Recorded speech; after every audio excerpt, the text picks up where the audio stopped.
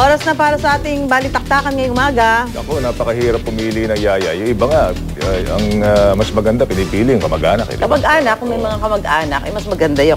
Kahit paano sabi nga may malasakit. Yan. Mahirap din daw minsan pagka-agency kasi baka daw minsan yung agency kasabwat pa. Oo, yan ha. Alamin natin kung talagang totoo ba yung mga hinala na yan, mga tamang hinala na yan.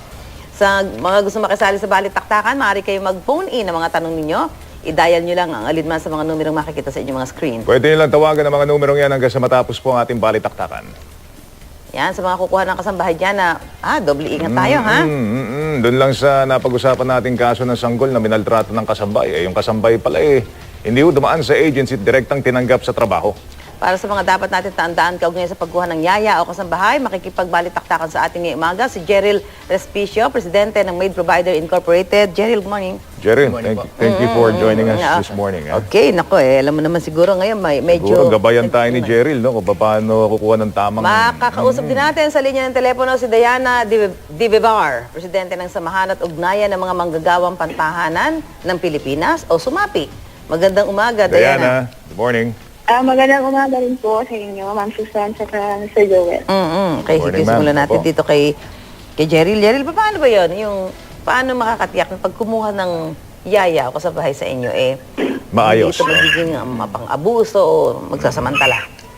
Tatlong level po ang kailangan nating tignan kapag nag-hire po tayo ng ating household employees. Una po is yung kanilang background. Okay. Pangalawa is training. Pangatlo po is medical. Pagdating po sa background, ang kasambahay law ay nagbibigay po ng mga requirements pag dumadaan ng isang kasambahay sa agency. Standard po yan, NBI clearance, barangay clearance, police clearance, pero alam po natin hindi po ito sapat. Kaya nga po, nandito ang mga agency katulad namin para meron kaming step forward, mas malalim na pagba-background check ang ginagawa namin. Pagdating naman po sa training, orientation, training, paano mag-handle ng mga bata, paano gumawa ng mga gawahing bahay. Dapat meron pong sistema at training program ang isang agency para maturuan ng isang kasambahay. Pagdating po naman sa medical screening, dapat po kompleto ang screening process para matiyak na walang communicable disease ang isang kasambahay. Okay. Pagka ba sinasabing dumaan sa agency, sa agency, kagaya na agency ninyo, masasabi ba nating maayos yung kasambahay pagka tinanggap? Hindi po natin masasabi yan dahil iba-iba po kasi ang standard ng bawat agency. Depende po yan sa agency. Kasi wala naman pong regulasyon na dapat bawat agency ganito ang kanilang gawin. Kaya nga po dapat maingat din tayo sa pagpili ng agency. Dapat established. Tanungin natin, paano nila bina-background check ang kanilang mga kasambahay? Paano nila tinatrain ang kanilang kasambahay? Meron ba silang develop na training program para i-training ang kanilang mga kasambahay? Ang kanilang medical screening ba ay komprehensibo? Ito, Jeril, yung sinasabi, ewan ko paki-correct mo kung tama o mali. Hindi totoo.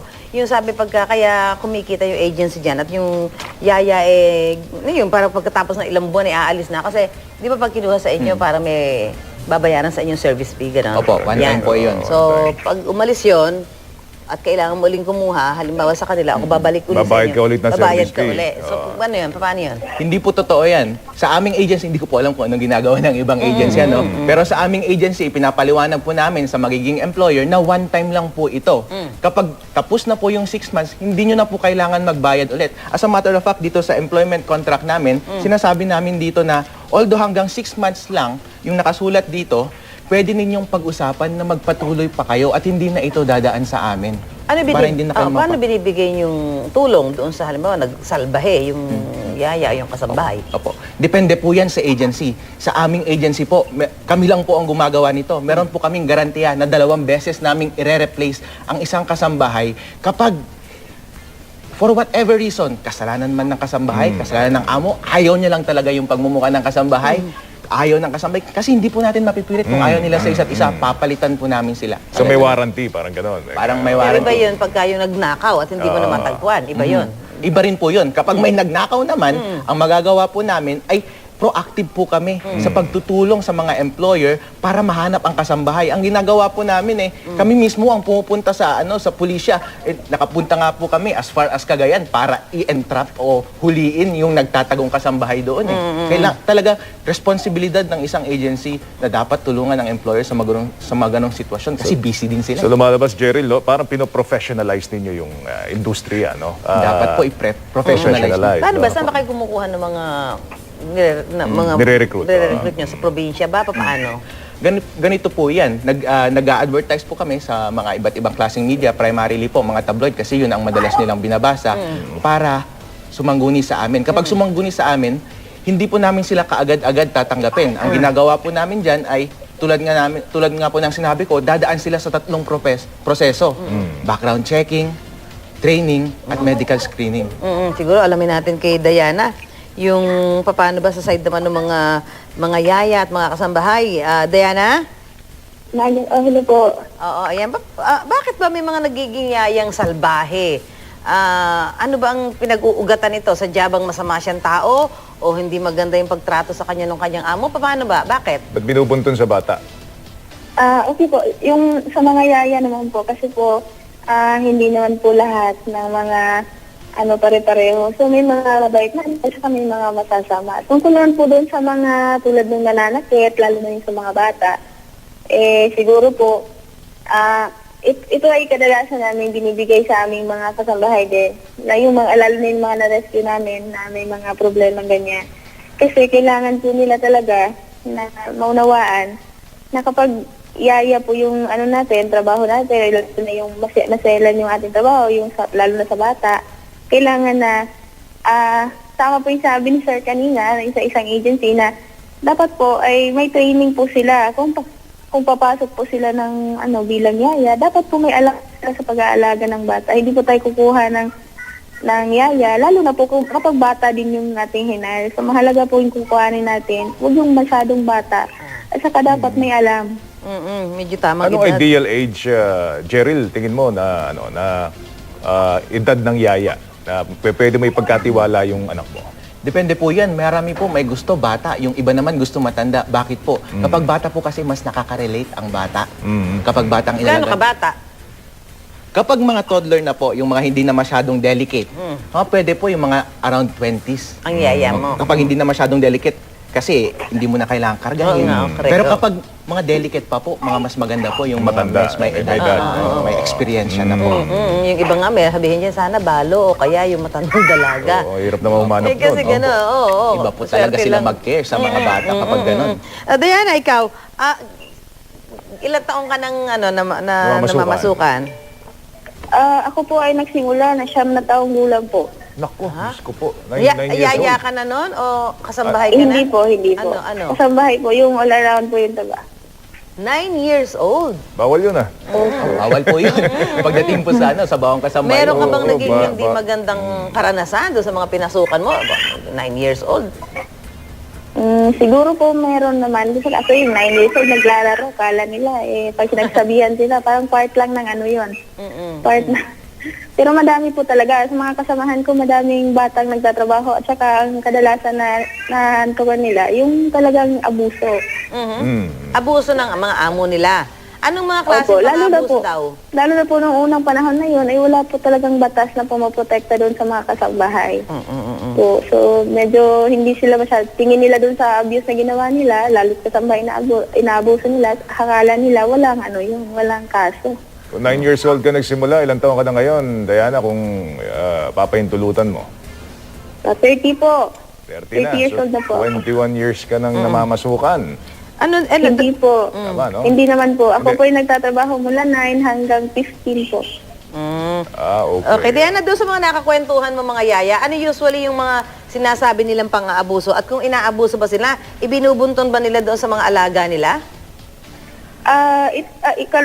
May mga din po kami, may mga sumbong din po na nakarating po sa aming association. Na kapag yung mga employers nila, yung mga kapag sinasaktan nila yung mga kasambahay nila, sinasaktan sila, naiinip sila sa sobrang dami ng trabaho, lalo hindi lang yaya yung ginagawa.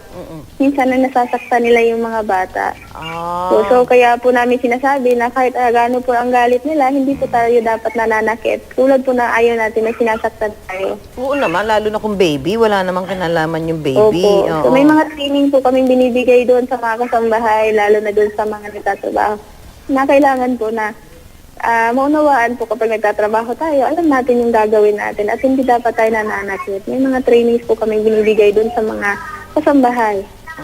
Kaya ano pa, paano nalalaman na may ganitong klase ng grupo na magpoprotekta sa sa mga kasambahay, kagaya ng grupo ninyo, Sumapi? Paano nyo Pwede napapaalam po sa sila- mga sa mga kasambahayan? Opo, pwede po lang tumawag sa aming telephone numbers kapag merong Ilan na ba abuso. kasapi nyo? Ilan na kasapi nyo? Sa buong Pilipinas po, nasa mga active na 1,000 members po pa kami. Marami rin, marami. Sa tingin mo ba, Diana, itong bagong batas natin, yung kasambahay law, ay makakatulong para wag namang maging, ano tawag dito, salbahe din yung ibang mga yaya at kasambahay na kinukuha? Opo, ang batas na ito po ay nagpoprotekta sa dalawang panig, sa employer at sa kasambahay. So ito po ay masyadong malaking may tutulong doon sa aming sector po na mas mapapabuti yung trabaho at saka yung relationship po ng dalawang party po. Cheryl, pag ba nag-provide kayo ng kasambahay, do you check them periodically? Nagpupunta ba kayo doon sa bahay ng mga amo nila para malaman kung nagpe-perform sila na maayos o hindi? Hindi po lahat. Pero meron po kaming approach yan. Kapag madalas pong napapatawag yung employer sa amin na, uy, ito baka pwede nyo naman siyang pagsabihan na ganito. Kasi So, pupunta kayo, kung pinupuntahan minsan yung nyo. mga employer nahihiya nga sa kasambahay na pagsabihan sila, kailangan kami pang magsabi sa kanila. Kaya po minsan, tinecheck namin, pinupuntahan namin sila sa bahay para kami mismo magsabi. At kasabay na rin doon, ini-inspect na rin namin, sinasabi na rin namin sa employer, sir, ma'am, ba kailangan i-adjust natin tong kondisyon na to para mas mapaayos ang trabaho niya. Ganun po. Kailangan ba psychiatric test sa tingin mo? Pagdating po sa budget ngayon, pagdating sa kung titignan po natin, ikumpara po natin yung magagastos sa psychiatric test sa willingness ng mga employer na bayaran. Parang hindi po posible yun. So siguro, depende na lang sa employer. Kung willing siya to shoulder yung lahat ng mga gastusin, halimbawa sa psychiatric test, di ba? As a matter of fact po, sinasabi po namin sa employer na ito pinapaliwanag namin sa kanila kung anong proseso ang dinaan nila sa amin. Kung gusto nyo pa silang matrain, pwede nyo silang padala sa TESDA. Kung gusto nila pa mas malawak na medical screening, ipadala nyo sila sa Ano yan kailangan parang hindi yung kasambahay lang din ang nakikisama. Yung amo din naman. Tratuhin mo din naman tao. maayos, Kasi naman yung diba? ibang amo din, kung magtrato din naman sa kasambahay, parang hayop. So, siyempre minsan, di ba, alam mo naman yung Gumaganti sa ibang bagay, Oo, yun. Pero yung mga kasambahay naman, kung gaganti kayo, wag naman yung bata. Yung bata. Di ba? Gusto nyo magsumbong na lang kayo.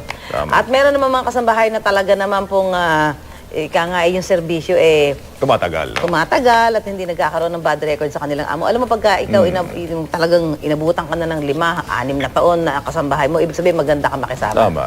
Yan. Kilalanin natin ng ilang mga kasambahay sa Panlasa na Masa mula kay Michael Fahatin. Maki. Ito, tinatagalan talaga to. Diba? Naghahanap Ayan. ka ng kasambahay ngayon yan asan na? Huy! Medyo tahimik sa Boy, mga boy, nagtatanong. boy. Dito tayo. Dali. Nako, para naman. Para tayo akyat bahay dito. Oo nga Oo. Hindi, panghihilan tayo ng ulam. So, good bahay pala ito. Sabi ko kayo na meron tayong interview model na may type tayong model. Si Model Rose from Antique City. Ayan. Modeling dyan. Gumising Kita nyo naman, ha? Ang sarap ng kapit balita mo. Sige, saan ka pupunta? Mag-serve. Mag-serve. Sige. Ayan, nakikita natin ang ating model na kasambahay. Sinisilbahan ang Moleta family. Ayan. Dito ka muna. Habang sila ay nagbe-breakfast, usap muna tayo. Ilan taon ka na ba sa pamilya Moleta? 19 po. 19! Opo. 19 years? 19 ka na? 19 years po sa kanila. Ilang taon ka nagsimula? 18 po. So 18. So, bali, matagal na nga, no? Opo. So, mga bata pa sila. Wala pa po. Wala pa talaga Hindi sila. pa. Eh, so, Oo. pangilang trabaho mo ito? Pangalawa po. Pangalawa. O, ba't ka tumagal ng ganito ako sa pamilya mo, Leta? Kasi mabait po sila. Mabait. Mabait ka rin ba? Opo. Talaga, ha? Malaman natin, ha? Malaman natin kay Ma'am Rose. Ma'am Rose, ito si Angelita. Anong masasabi mo sa kanya? Dalaga ka pa, nabalitaan ko, katulong mo na siya. Dumating siya sa amin before ng kasal namin. So, So, dalaga ka pa nga? Dalaga pa. Oo. So, kinalakihan ng mga bata. Sa kanya talaga lumaki. Siya talaga nag-alaga, nagpalaki sa mga bata. Lahat ng needs nila, siya talaga ang nag-aayos. Paano mo siya nakuha? Hulog ba siya ng langit? Regalos ng wedding mo? Paano mo siya nakuha? Nirefer siya sa amin ng tita ko, Hmm. ng auntie ko. So, anong kagandahan na bata pa o kasama mo na kagad si Alita? Nakita ko kasi sa kanya, kahit bata siya, mature siya. That time, syempre ako, bagong kasal, hindi pa ganun ka-experience with household na gawain. Lahat talaga siya. Nagpalit ka ba ng katulong? Sa yaya, talagang walang tumagal sa akin kasi medyo malikot yung aking panganay. Oo. Merong yaya na Binubuking mo 1 naman, month, oo. oo, 1 month, 2 months, 3 months, talagang wala na sila. Si Angelita talaga nagtiyaga sa anak ko kasi medyo malikot siya. Siyempre bata, nangangagat. Hindi siya kaparibang bata. Para naman nagre-reklamo. Pinalagaan. Kausapin natin si Glyza. O yan, anong masasabi mo tungkol kay ate Angelita mo? She does her work well, and she really takes care of us. Like, she's our own mother na. Kaya Parang gano'n. Opo. Yung nga karamihan sa mga yaya, parang pangalawang ina na. Opo. O nagsiselos pa si mami minsan, mas close ka kay yaya. Hindi naman. Hindi naman, oo. Balance. Oo. Sabi niya, malikot ka daw. Mukhang hindi naman. Mukhang mabait ka nga eh. Nagpalit na po. Ilan taon ka na ngayon? 17. 17. So, kinamulatan mo talaga si yaya Angelita mo. Opo. So, anong tawag mo kay ano? Nanay Ging. Nanay, ang cute naman. Nakakatawa. Si Daryl. Daryl, ikaw baby ka pa o kinamulatan mo na. Opo. So anong can you live? Mag-i-English ako konti. Can you live without your yaya? Wala po dahil kapag wala po si mami, siya po yung nag-aalaga sa amin. Ayun po. So sinasabihan mo ba siya mga problema mo? Opo. Kapag wala po si mami, siya yung ino-open up ko pa na mga problema ko. Para sa mga nakikinig sa atin, ano bang dapat turing sa yaya? Parang nanay po, pangalawang nanay. Ano dapat ang yaya? Nanay po. Sa ganun talaga. So yan, ang ibig sabihin nga nito, dapat magkaroon ng kasunduan no? Mayroong kapalagayan ng loob ang mga amot kasambahay, no? Opo. At saka maging honest po sa amo. Maging honest. Opo. Oo. Yung ba ang sikreto mo? Opo. Honest ka. Pwede kang politiko. Last message na lang tayo kay Ate Rose. Tayo ka na, ate. Para makita tayo ng ating publiko at kayong dalawa ay magsama, ha? Picture taking tayo. Anong advice mo naman sa publiko sa dapat makuha nila nga mga kasambahay o yaya? Unang-una, syempre, mahirap talagang maghanap ng isang kapareho ni Nanay Ging na para sa akin almost perfect as a yaya. Kasi wala akong nakitang diferensya lahat para sa mga bata talaga. Sa pag-aalaga, wala talaga akong masasabi. Sobra-sobra. Oo. So, kung mawawala si ate, paano? Hindi kayo maghihiwalay na, for life na kayo, best friends for life. Ha? Opo. Parang na rin siya family. Family niya talaga. Kasi wala na siya. Ayan, nananawagan ako ulit sa mga kasambahay dyan. Ha? Ako'y nangangailangan din ng yaya kasi lokot pa nga itong damit ko. Tingnan mo, wala nagbablaan siya. Sige, balik sa inyo, Susan, Joel. Talaga nanawagan kasi Jerry magbibigay sa iyo. Okay, Jerry, ano mabibigay mong advice do sa mga kumukuha ng yaya yan para makaiwas doon sa mga kinakatakutan nila na mga mag-aabuso lalo na kung sila yung maiiwan sa bahay para mag-alaga ng maliliit na anak nila. Ang kalidad ng yaya na makukuha po natin ay hindi lang po nakasalalay sa yaya, kundi sa atin din po. They can only be as perfect as we train them to be.